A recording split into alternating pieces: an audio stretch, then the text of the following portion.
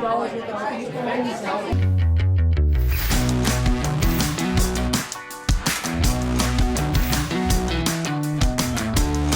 right, welcome to CRT this week. This is a late edition for October 5th, 2021. We're going to go over a few media examples here from network TV as well as going into Twitter and talk a little bit about some of the things that have come up about critical race theory this week. The SNL skit that was done here is a mock school board meeting where you have crazy parents coming in and talking about what is wrong with the board, right? You see this a lot on YouTube where you have a number of different clips of parents, especially talking about critical race theory. They have every right to do this, and they have facts behind them. The fight is out there to pretend like this isn't happening. As I've said previously, I've gone through thousands of pages of curriculum, of state curriculum, and the critical race theory in some of the states is everywhere. It's pervasive, and it's very concerning. So I just wanted to go over this little skit here that SNL did and talk just briefly about it. Here's the first cut. Forget COVID. The real threat is critical race theory being taught in our schools. My question is, what is it? And why am I mad about it?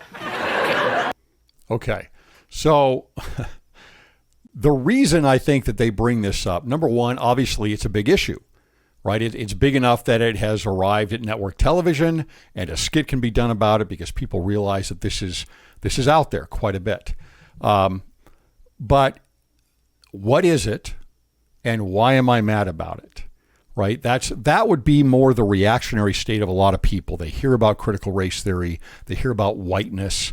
They think a lot of it has to do with changing the history of the United States and not having it be so purified, right? A little Pollyanna, perhaps.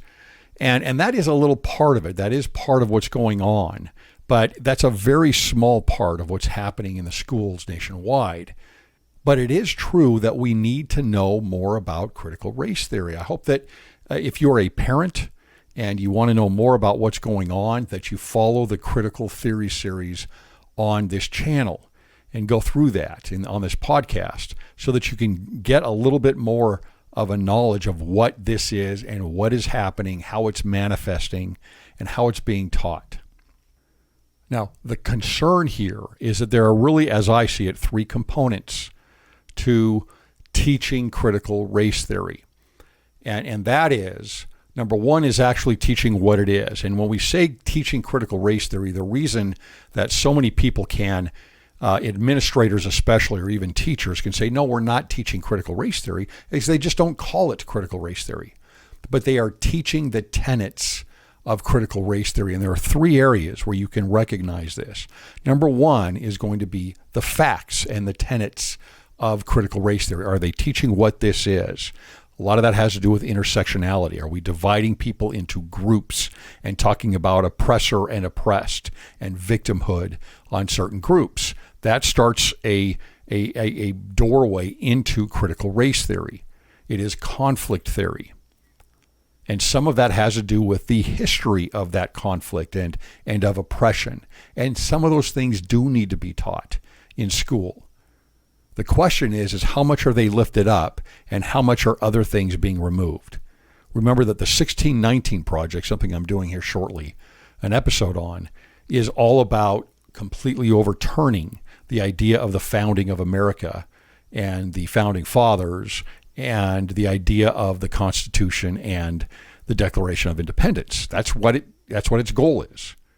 And a lot of schools are bringing the 1619 Project into their curriculum or parts of that training and that history. So part of it is just fact-based. Are you teaching certain things about oppression? Are you teaching certain things about oppression in history? That part is the least concerning part of all. The most concerning thing has to do with the other two issues that go along with teaching critical race theory. And those are the pedagogy, which is how you're teaching it. It's indoctrination. It's actually getting the students to think in a new way, to think in a segregated way, to think in a lived experience way outside of objective truth, to think in a way that the world is divided into groups and that those groups are divided into oppressors and the oppressed. That is indoctrination. And that is a big part of teaching critical race theory, and that is in a number of these state curriculums. Thirdly, and the worst part of all of this, is teaching activism. It's taking these things, these facts, and then taking the indoctrination and the way to think, and then actually going out and protesting. And a lot of these state curriculums will actually have the students go out to their communities and start teaching about the oppressed and start teaching about these different groups in intersectionality and trying to affect change. So those three parts are really what are part of critical race theory. And those are what you find in these state curriculums. Now, I brought up segregation. Here's another quick clip from SNL. Hi there, I'm Mr. Dodd. I teach earth science at Robert E. Lee. Was bad middle school. And look, I know we're just trying to keep the students safe, but I've looked into it and I can't find any proof that separating students by race is gonna stop COVID transmission. Is that something you're doing in class? Yeah, and I'd prefer not to. The science just doesn't back it up. I mean, not to mention, I think it's frankly a little racist. It's a lot racist. Okay, so why do they bring this up? At least they're being very positive about this portion of it, because this is happening in schools quite a bit, where there are exercises of dividing people up by race. You might have a kindergarten. There's examples of kindergarten classes where they divide them up into different tables by their race, so they can be with people who have their same lived experience, as if they're all really in the same group anyway. Are they all in the same socioeconomic group? They're 5 years old in kindergarten. And this happens also in other high schools and in other areas where they have these types of exercises of trying to separate people. Sometimes they might put people in a line and then talk about the privileges, and the people that have the most privileges start walking forward and forward. And they base these privileges some of them off of skin color, period. So at least they're backing this up and saying, yeah, this is really bad stuff, even though it's happening quite a bit. Another thing that came up this week was Andrew Sullivan retweeting something that he found. Andrew Sullivan is a journalist that I follow. He says, the legislative bans are counterproductive and illiberal. This is going to be a very sketchy area. He's talking about critical race theory bans, which really aren't usually critical race theory bans. But here's what he's retweeting. He's retweeting a tweet that comes from Jeffrey Sachs, talking about one county in North Carolina where teachers can be fired for failing to present American founders as heroes to our culture.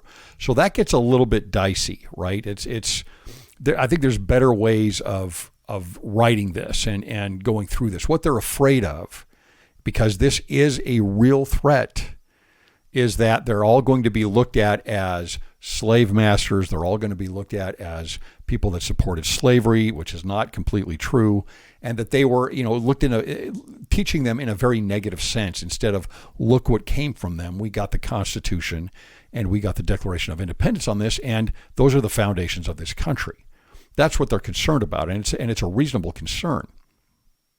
Out of the local paper here called The New Observer, this is a section of what they write about that county. It says, Johnston County teachers could be disciplined or fired if they teach that American historical figures weren't heroes, undermine the U.S. Constitution in lessons, or say that racism is a permanent part of American life. So you see, they're not going in here specifically and saying that critical race theory is being banned. They're going into specifics, and that is what they need to do.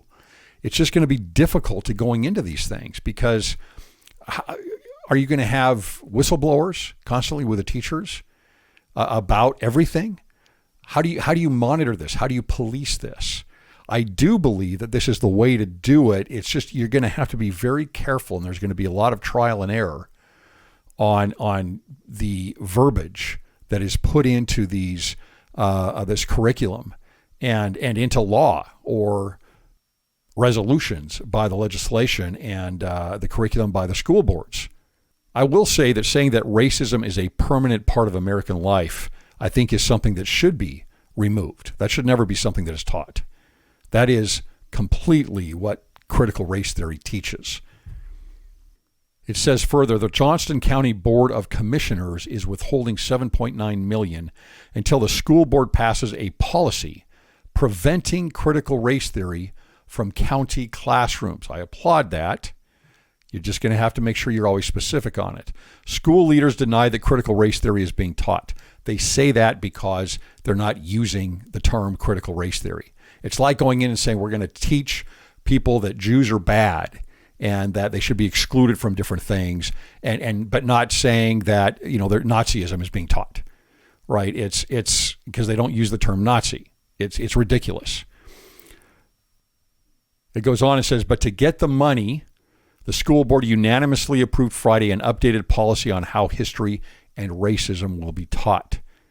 So look, these are different school boards. They should be able to vote on these things, and then you can vote for the people on the school board. That's the way it should work. And people should bring up problems. If they see a problem with this, it should be brought up. If they see a problem on the other end where the critical race theory is getting in there and the tenets of critical race theory are getting into the schools and into the kids, then that ought to be brought up. And then you appoint people in the school board for that local area. That's how democracy works. That's how a republic works. But don't ever believe that critical race theory is not being taught in schools, because it's everywhere and it's growing quickly. But it's going to be sticky starting off. It's going to be very sticky on how things are taught. And the way to look at this, honestly, I know this for some people are not going to like this comparison, but it's the same idea to say, is Marxism being taught in the K-12 schools? And you know what? For me, I think it should be taught, right? You should learn about it. But the difference is are the teachers trying to convert you to Marxism? Are the teachers trying to indoctrinate you into a Marxist way of thinking? Is the curriculum built to activate the students in a Marxian way? Take out Marxism and put in critical race theory. It's the same thing. You can't just say, oh, I'm worried about teaching them about this, about critical race. That's not how it works. The way this is built is that the pedagogy, which is the way you teach, is on those three things. It is facts and history, the tenets of critical race theory and intersectionality. It is indoctrination, teaching how to think about it, and then moving on to activism. That's how they are built. And again, go through the Illinois curriculum. It's all over the place. All three of those are all over the place. California is probably the worst offender of doing this. It's everywhere. All of the people brought up as examples to learn from in ethnic studies are radical, hard left activists, right? You're not going to find a Thomas Sowell or a Justice Thomas to represent African Americans in this curriculum. It's hard left-wing, mostly coming from the 60s and 70s and then the generations that followed them. That's who are in this curriculum. Those are the books that are read. Those are the references that are made. It's about activism. All right, this last clip is from a young woman that is, she has channels on social media, and she talks a lot about anti-racism. Again, when you hear anti-racism, and I'm doing something on this shortly, but anti-racism means left-wing activism, hard left-wing activism. That's what it is. It's not saying I'm against racism. Ibram Kendi would tell you that if you just are saying that you don't like racism, that you are a racist. And Robin DiAngelo, who wrote White Fragility, would say the exact same thing. You're racist no matter what.